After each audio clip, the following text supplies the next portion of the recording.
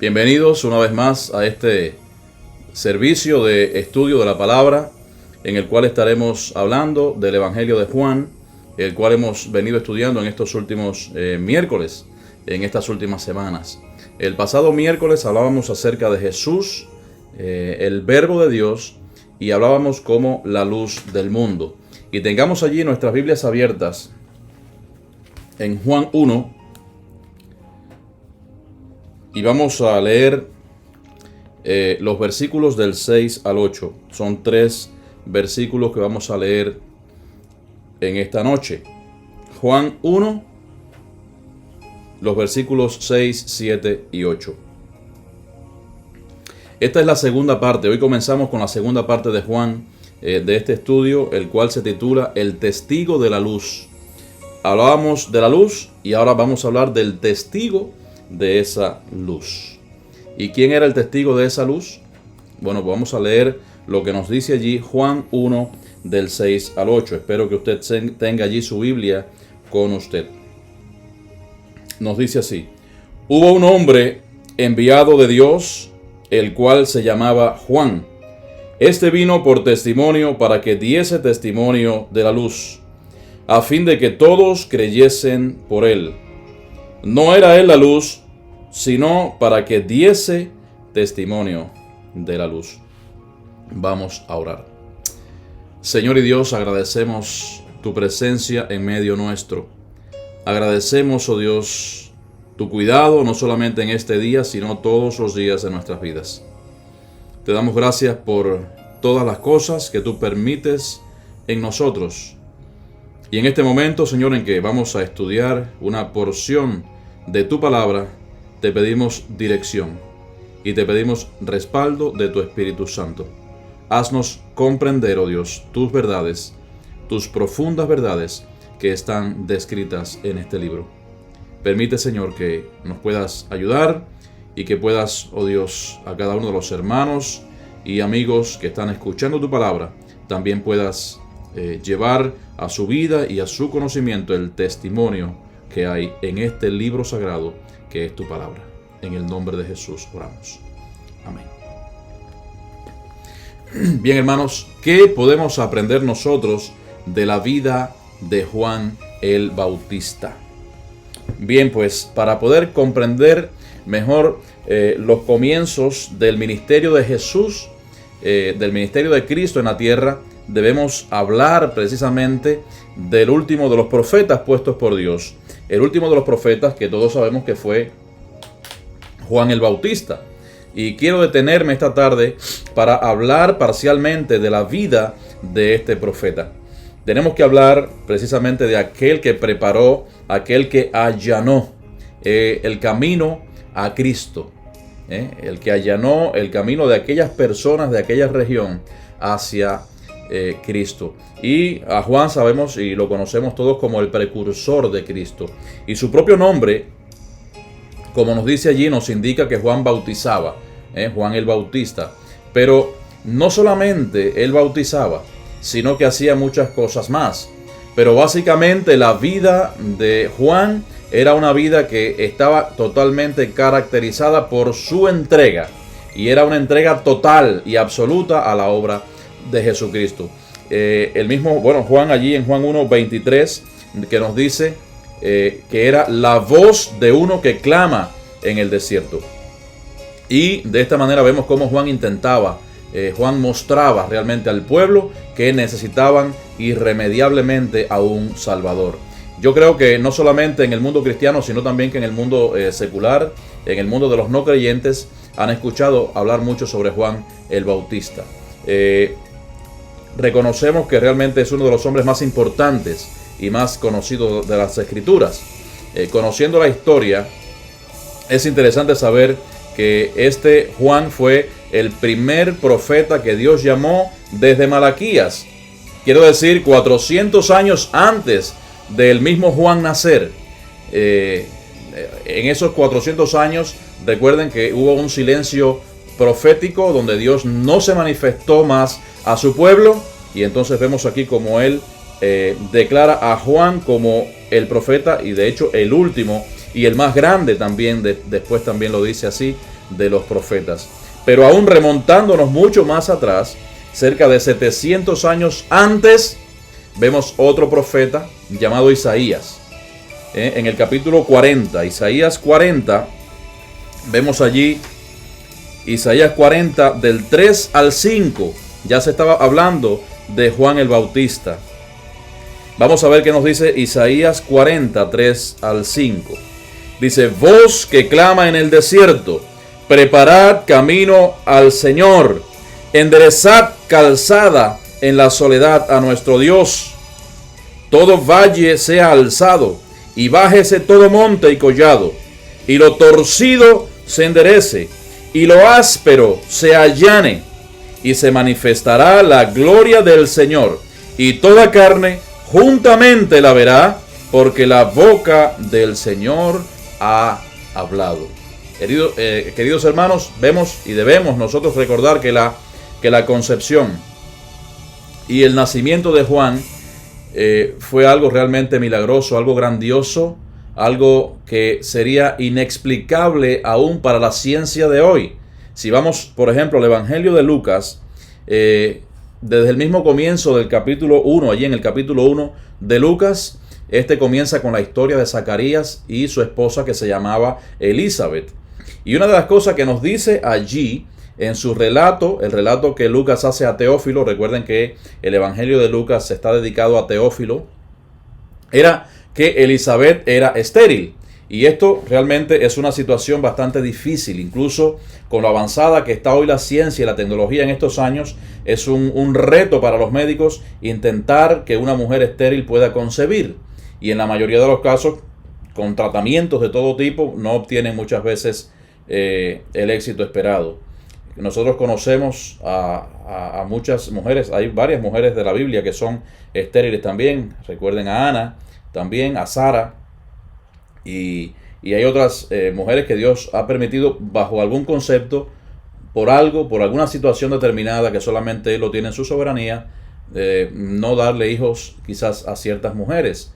Y por ejemplo, yo conozco la historia, o estuve allí en la iglesia bautista de Contramaestre, al lado de la nuestra por tantos años, y recordamos al pastor Joel Rosales y su esposa Norma, que ellos, yo recuerdo, yo creo que estuvieron más de 25 años, no sé exactamente cuántos años estuvieron allí de pastores en la iglesia, y recuerdo que ellos no tenían hijos, ella era estéril. Y lo curioso es que cuando él va para la primera iglesia bautista de Santiago de Cuba, como de pastor, a cumplir ese ministerio allí en aquel lugar donde vio que estaba siendo llamado, los nuevos pastores que entraron también nuevamente a esa iglesia, que fue el reverendo Rafael Mustelier y Esther Entensa, que ya está con el Señor, ellos tampoco tenían hijos. Fue bastante curioso.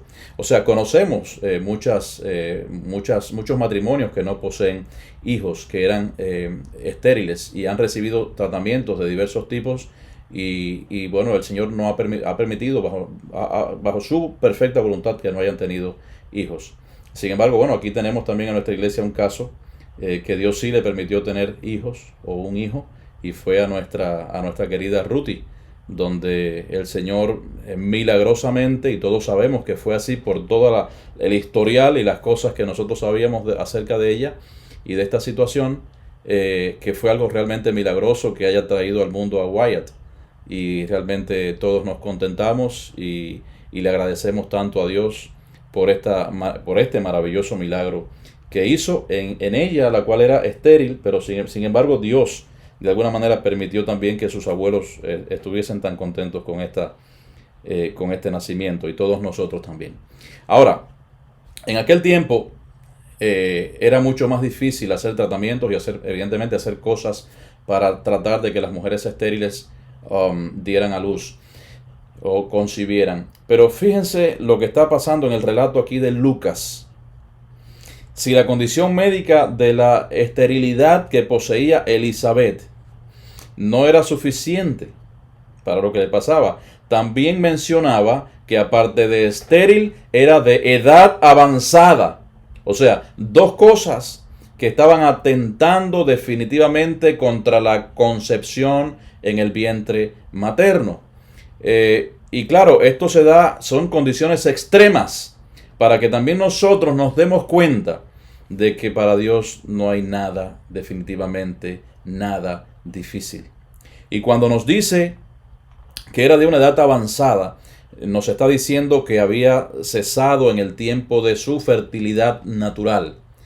Hay otra historia similar allí en la Biblia donde nos habla de Sara y Abraham, recordemos, ¿verdad? También dice que había cesado sus costumbres. Allí en Génesis 18:11 nos dice: y Abraham y Sara eran viejos, de edad avanzada, y a Sara le había cesado ya la costumbre de las mujeres. O sea, el período de las mujeres había cesado, y sin esto es imposible. Quizás para una mujer estéril que sea joven, y posiblemente actualmente hayan ciertos tratamientos que la puedan, o sea, que le puedan hacer un efecto positivo para que puedan quedar gestadas. Pero aquí está hablando que había cesado ya la ovulación directamente de las mujeres en este caso, en este sentido. Ya era imposible. Sin embargo, esta condición tan difícil y tan extrema la pone Dios para ver que bajo Él no hay absolutamente nada imposible, de acuerdo a los propósitos que Él tenga con sus hijos. Y realmente es algo que nosotros tenemos que aprender también a discernir. Cuando usted tenga algo, alguna petición a Dios, sabemos que para Dios no hay nada difícil. Y cuando Sara dice que se ríe, recordemos la historia, se ríe porque aparentemente no creía lo que Dios podía hacer. Allí en el versículo 14, entonces, es cuando Dios le responde en el verso 14 de Génesis 18, donde dice: ¿hay para Dios alguna cosa difícil? Así le dijo Dios a Abraham. Y esto mismo era lo que estaba ocurriendo allí con el sacerdote Zacarías en el Nuevo Testamento. Si volvemos allí en Lucas 1, vemos que él dudó, Zacarías dudó de esta circunstancia cuando le dijo al ángel Gabriel que él era viejo y que su mujer también ya era de edad avanzada. Y luego el ángel le responde que había sido enviado por Dios y que iba a quedar mudo hasta el tiempo en que se iba a cumplir y se iba a materializar este hecho, por cuanto había dudado de sus palabras. Pero previamente, antes de decirle esto, vemos que el ángel Gabriel había dicho allí en los versículos 15 al 17. Lucas 1, 15 al 17, aquí estaba hablando acerca de Juan el Bautista. Y dice: porque será grande delante de Dios, no beberá vino ni sidra, y será lleno del Espíritu Santo aún desde el vientre de su madre. Y hará que muchos de los hijos de Israel se conviertan al Señor Dios de ellos, e irá delante de él con el espíritu y el poder de Elías, para hacer volver a los corazones de los padres a los hijos, y de los rebeldes a la prudencia de los justos, para preparar al Señor un pueblo bien dispuesto. Y más adelante, después de ver la manera en que Dios había realizado o había patentado esta promesa en la misma ceremonia de circuncisión, vemos, entre otras cosas, lo que Zacarías dijo acerca de su hijo en esta profecía. Estaba en la profecía de Zacarías. Una de las cosas que dice allí en el verso 76, el mismo Zacarías dice: y tú, niño, profeta del Altísimo serás llamado, porque irás delante de la presencia del Señor para preparar sus caminos. También, queridos hermanos, conocemos que Juan era pariente de Jesús. Recordemos que sus madres eran parientes, eran familiares. Según lo que había dicho el ángel Gabriel allí también en Lucas 1, el verso 36, habla de la parienta de Elizabeth, María. Y algo realmente significativo es cuando va María a visitar allí a Elizabeth en una de las montañas allí de Judá, que era donde vivía Zacarías y Elizabeth. Es interesante ver esto y gratificante leer también esta porción de la palabra. Cuando María dice que saluda allí a su parienta, a sus parientes allí en la casa, dice que Juan, allí en el vientre de Elizabeth, en el vientre de su madre, dice que saltó de alegría al escuchar la voz de María. Qué tremendo, hermanos. Esto es algo que no debemos pasar por alto muchas veces cuando leemos esta sección. ¿Por qué? Porque nos habla que una de las porciones de la palabra de Dios, la cual nos habla de los niños que ya están formados en el vientre de sus madres. Esto quiere decir que nosotros, los cristianos, tenemos que estar en contra de cualquier tipo de abuso que se haga con relación a estos niños indefensos. Estoy hablando del tema del aborto. No voy a hablar ahora del tema precisamente del aborto ni nada de estas cosas, pero nosotros tenemos que estar muy claros que Dios está con nosotros y Dios permite la concepción y Dios nos mira y nos conoce aún allí desde que estamos en el vientre de nuestras madres. El mismo Salmo 139 nos dice: mi embrión vieron tus ojos, y en tu libro estaban escritas todas las cosas que fueron luego formadas, sin faltar ni una de ellas. Quiere decir que el Señor, desde el momento de la concepción, ya conoce nuestras vidas. Ya eres una vida, ya hay un corazón latiendo, ¿verdad? Ya hay órganos formados. Es una nueva vida que se está formando. Y nosotros no somos nadie delante de Dios para poder arrancar una vida preciosa, una vida que puede ser de gran testimonio y una vida que realmente Dios permitió que se concibiera. Bueno, pues nos dice allí que saltó de alegría al escuchar la voz de María. Ahora, continuando con la vida de Juan, ya de adulto, sabemos que vivió de acuerdo a lo que nos dice Mateo. Allí en Mateo 3 nos dice que vivió de acuerdo a lo que realmente había venido en su ministerio, allí en las montañas de Judea, cerca de la ciudad de Jerusalén, dice en las provincias que estaban alrededor del río Jordán, allí también cerca de las proximidades también del Mar Muerto. Y nos dice claramente que vestía ropa de pelo de camello y cinto de cuero, en su cintura.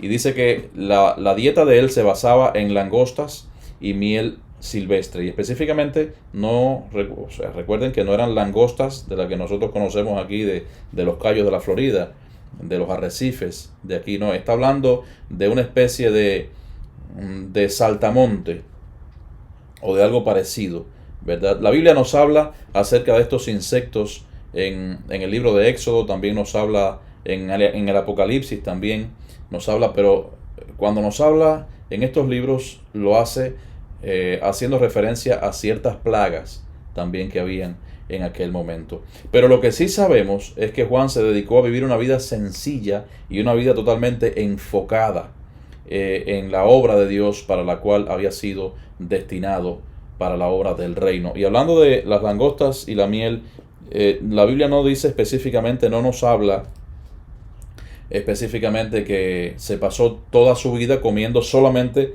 saltamontes y miel silvestre. No dice la Biblia.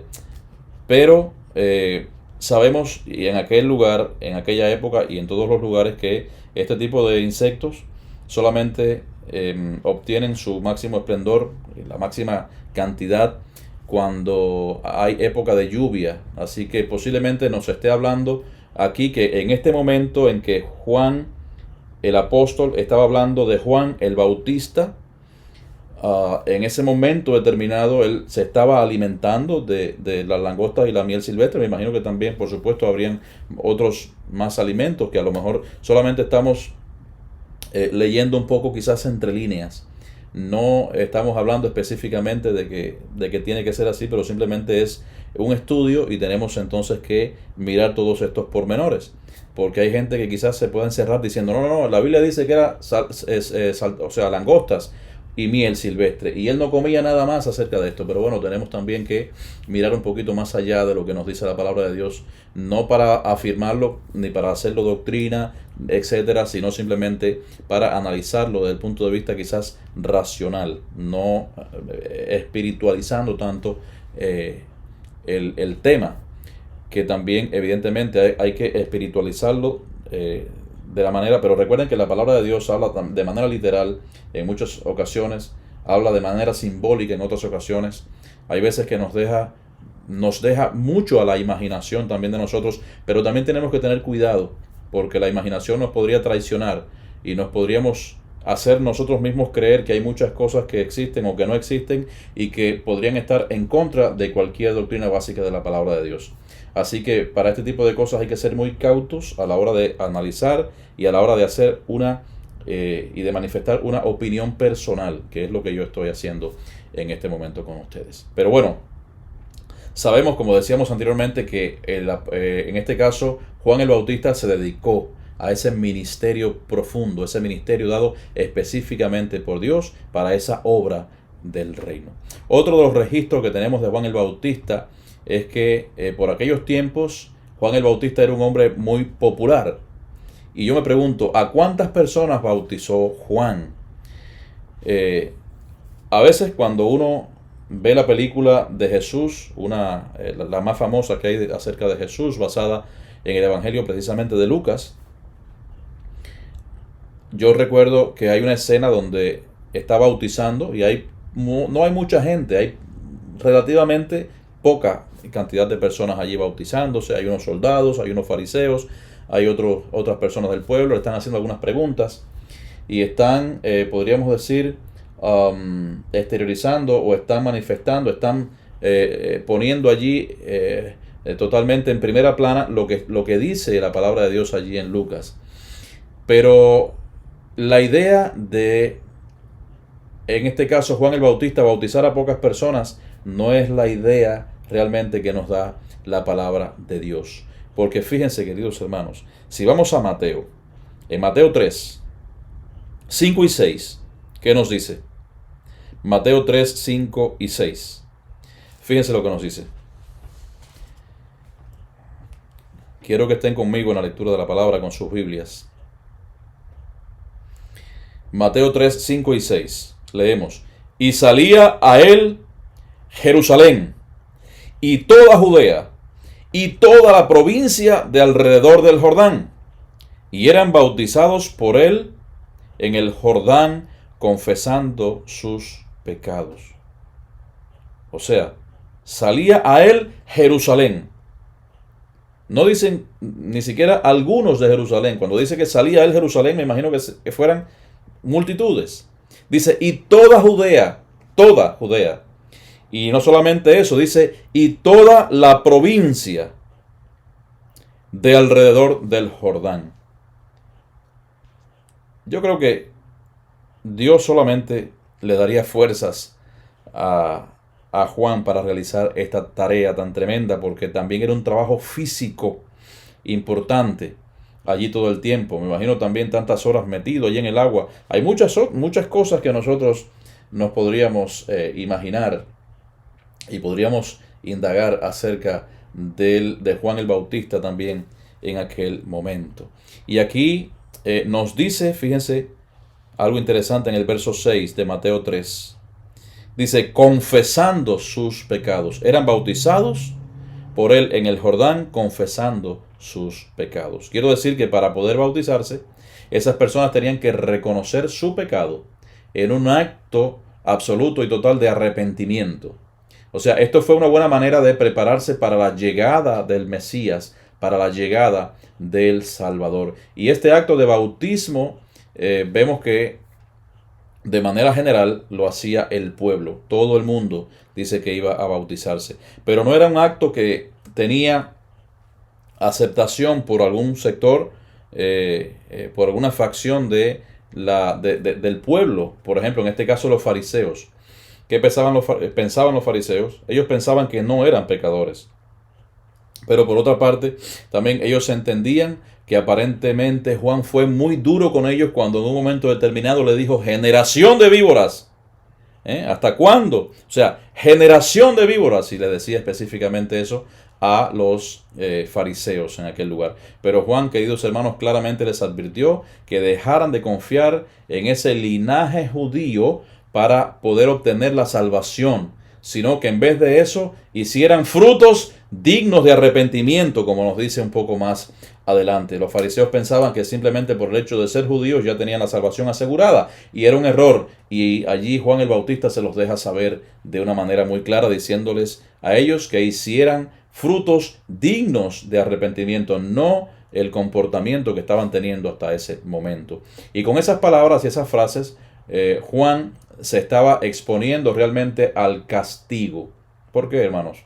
Fíjense, el tratamiento que Juan dio a esos líderes religiosos en esa época podría haber terminado en un encarcelamiento, en una penalidad, en castigos tremendos. Sin embargo, la fe de Juan hizo que se convirtiera en un hombre totalmente valiente a pesar de la presión y a pesar de toda la oposición que él tenía en aquel momento. Y de forma general, vemos que el pueblo tenía a Juan el Bautista como un profeta de Dios.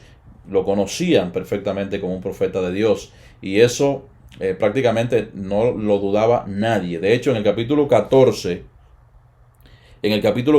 de Mateo nos dice que Herodes quería matarle, pero dice que tenía temor al pueblo porque el pueblo tenía a Juan por profeta.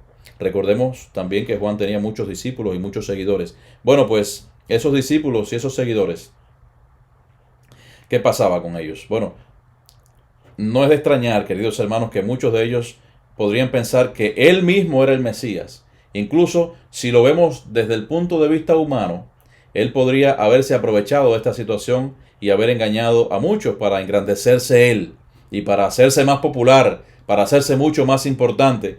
Pero él conocía perfectamente su llamado. Él sabía perfectamente hacia dónde se dirigía. Y para que no hubiese ningún tipo de confusión, allí en Juan 3:28 les dice: vosotros mismos me sois testigos de que dije, yo no soy el Cristo, sino que soy enviado delante de él.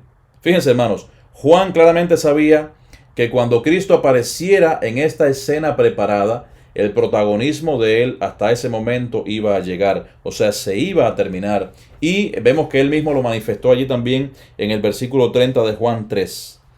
Él decía, y es un texto que conocemos, es necesario que él crezca, pero que yo mengüe. Qué testimonio tremendo, ¿verdad? El de Juan el Bautista. Vemos, Juan también fue un ejemplo de humildad. Y una de las formas en que él mostró esta virtud fue en el momento en que Jesús vino al río Jordán a bautizarse.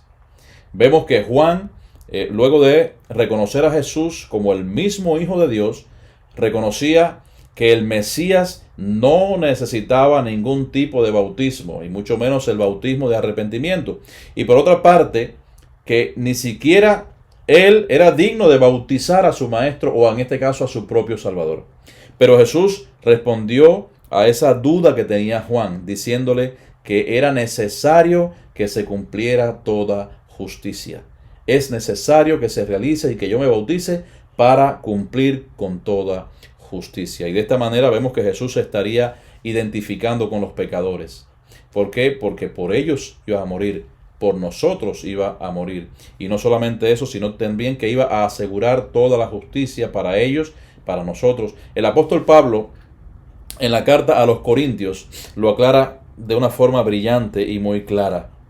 Allí, en la segunda carta a los Corintios, capítulo 5, versículo 21, nos dice: al que no conoció pecado, por nosotros lo hizo pecado, para que nosotros fuésemos hechos justicia de Dios en él. Y vemos, bueno, que en este caso, con toda humildad, entonces Juan accedió a bautizar a Jesús, aceptando completamente y obedeciendo todas aquellas cosas que el mismo Jesús le había dicho. Y una vez que Jesús fue bautizado, dice que fueron los cielos abiertos.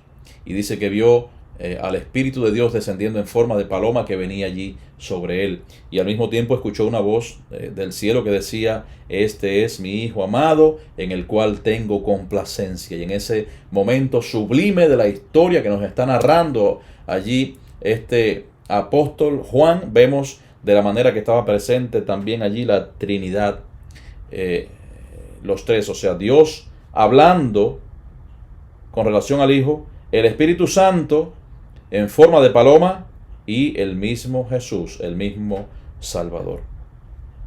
El resto de la historia de Juan el Bautista la podemos ver en los evangelios de Lucas, Lucas 3, Marcos 6.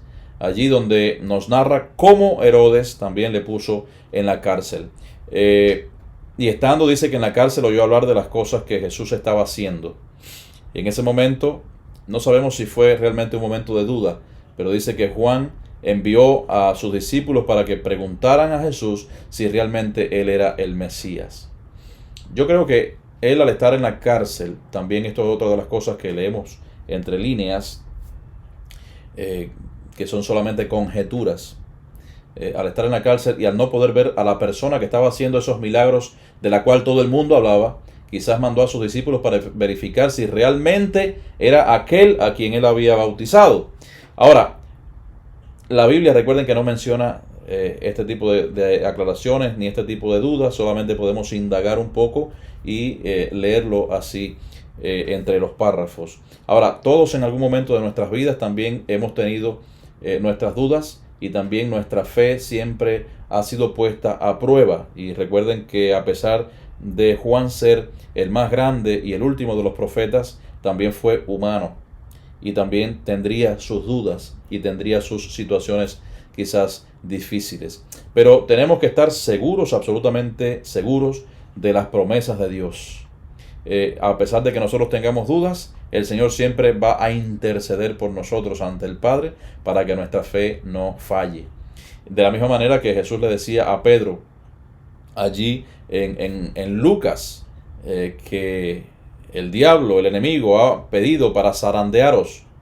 Dice, pero he rogado por ti para que tu fe no falte. Y el Señor también nos presenta delante de Dios para que nuestra fe no falle. Y Jesús, en vez de reprender a Juan cuando sucedió esta situación, lo que respondió a sus discípulos y les dijo que le contaran a Juan todas las cosas que habían visto. Los cojos caminan, los ciegos ven, es anunciado el reino de los cielos. Bueno, pues las profecías se están cumpliendo. Jesús dio todas las pruebas para que se dieran cuenta que precisamente Él era el Salvador prometido. De hecho, vemos también que luego habló a una multitud acerca de Juan. Y cuando estaba hablando de Juan, les dijo que era el mensajero prometido que vendría antes del Mesías. Y otra de las cosas importantes que dice acerca de Juan, también fue lo que dijo allí en Mateo 11. Nos dice allí en Mateo 11 y en Lucas 7, o sea, Mateo 11:11 y Lucas 7:28, hablando de Juan. Dice, de cierto os digo, entre los que nacen de mujer no se ha levantado otro mayor que Juan el Bautista. Y después aclara, pero el más pequeño en el reino de los cielos mayor es que él.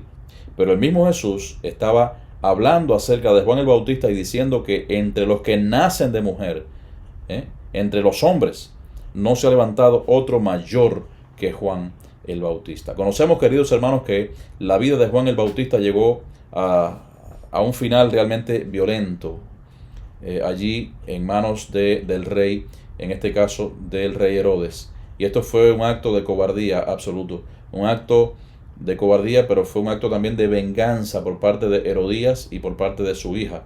No vamos a hablar ahora de todos los sucesos, de las cosas que pasaron en ese momento. Vamos a dejar algo para que usted también estudie ahí en su casa y conozca también todos los detalles de los últimos días de Juan el Bautista. Lo que sí podemos sacar es varias conclusiones también y aprender diferentes lecciones que nos dejó este profeta. En primer lugar,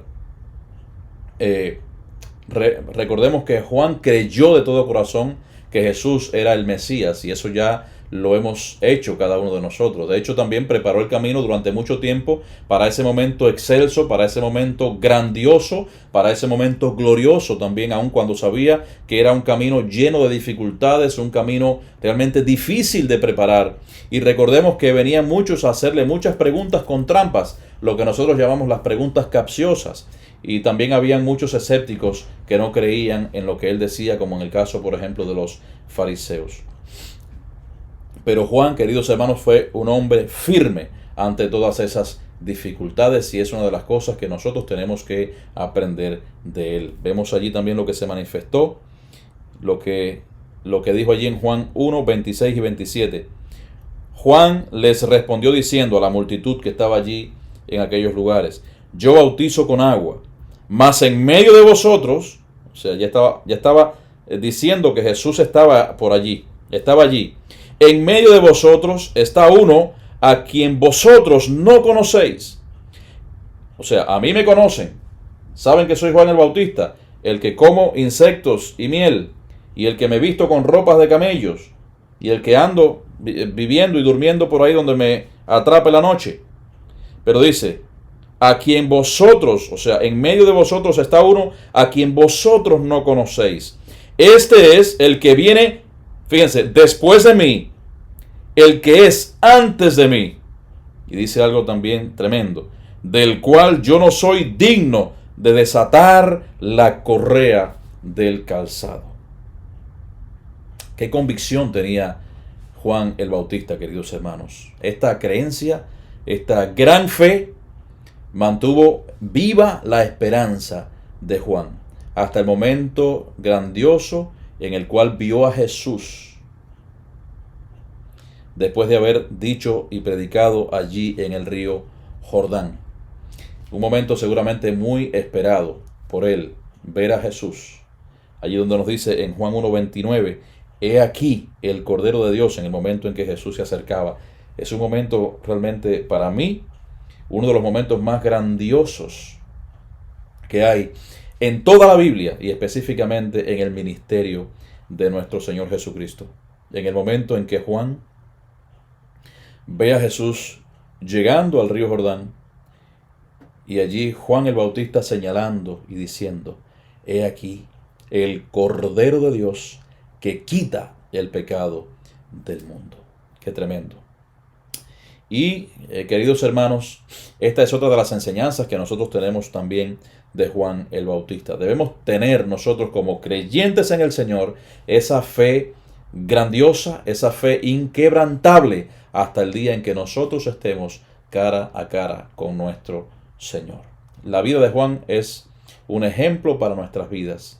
Él vivió realmente para presentar a Cristo a otros y estuvo concentrado plenamente en esa misión que había recibido de parte de Dios. De esta manera nosotros también debemos hacerlo, sin temor a lo que nos pueda pasar en este mundo, en el mundo de nosotros, teniendo que llevar el mensaje de salvación a los perdidos, ¿verdad? El mensaje de vida eterna a este mundo. Que Dios les bendiga, queridos hermanos, en esta tarde, en esta noche, es mi deseo. A Juan el Bautista vemos que se le confió este ministerio, o sea, un ministerio único, el anunciar y preparar el camino del Mesías prometido. De la misma manera, nosotros también somos llamados a compartir la verdad de Jesucristo con los demás, siguiendo también, por supuesto, el ejemplo de Juan en toda confianza, en toda fidelidad, en toda obediencia a nuestro Dios, proclamando su verdad en cualquier circunstancia que nosotros podamos estar, por adversa que sea, en esta vida que Dios nos ha dado. Que el Señor les bendiga. Próximamente, el próximo miércoles estaremos hablando más acerca de este evangelio precioso de Juan. Vamos a cantar un coro. Solo no estoy, Jesús está conmigo, o Jesús está a mi lado, amigo fiel que no me dejará. Así que vamos a cantar este coro todos, y el que no lo sepa pues lo aprende. Solo no estoy, Jesús está a mi lado. Lo comenzamos. Solo no estoy, Jesús está a mi lado, amigo fiel que no me dejará. Solo no estoy en tempestad o en calma, mi buen Jesús su protección me da. Aunque la tempestad me azote y el mundo me desprecie, no temeré llevar la cruz y servirle con valor. Solo no estoy, no importa sombra, mi buen Jesús, guiándome está. Aunque la tempestad me azote y el mundo me desprecie, no temeré llevar la cruz y servirle con valor. Solo no estoy, no importa luz o sombra, mi buen Jesús guiándome está.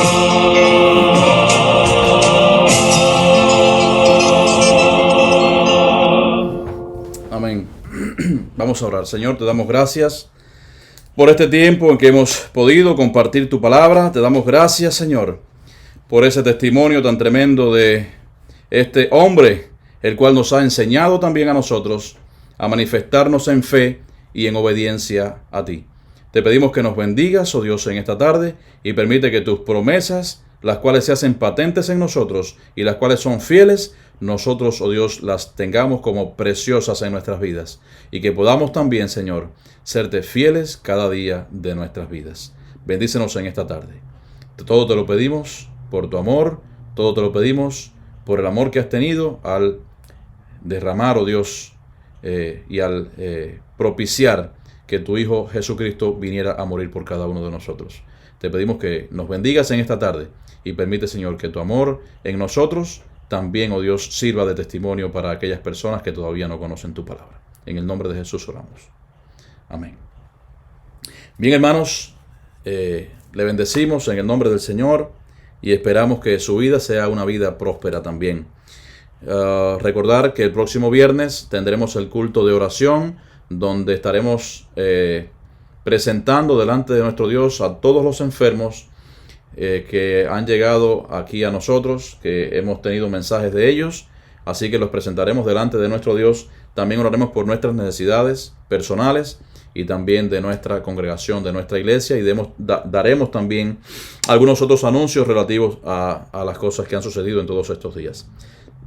Así que le bendecimos una vez más y esperamos que Dios esté con su vida. Esperemos que Dios esté, como dice la palabra de Dios, alumbrando los ojos de vuestro entendimiento para poder comprender cuál es la voluntad de Dios, la cual es agradable, la cual es también una voluntad perfecta para nuestras vidas. Así que Dios les bendiga, es nuestro deseo. Amén.